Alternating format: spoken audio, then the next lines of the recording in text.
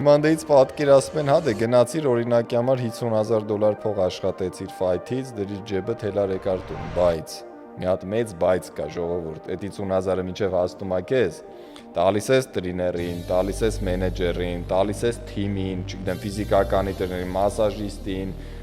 բանին, հոկեբանին, չգիտեմ ինչ ասեմ, տաքսու շոֆերին կամ չգիտեմ քեզ տանող բերողին, հով անող, ոչմ այնքան ես տալիս, որ ասենք մի քիչ է եթե դժվար, ասենք վատ կոնտրակտ ստորագրած եղար,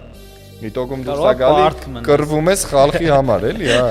Վերջում մի քիչ վատ որ բան ստորագրես, որը պարտք մնաց։ Վերջում քո ջեբից է մի հատ 500 դրամ ես տալու, որ զրո կայնես։ Այդ հենց վատ ալներով։ Դրա համար ինչն է կարևոր այդ սկզբնականը սկսող երիտասարդներ, բոքսերների մասին է խոսքը, որ ուզում է սկսի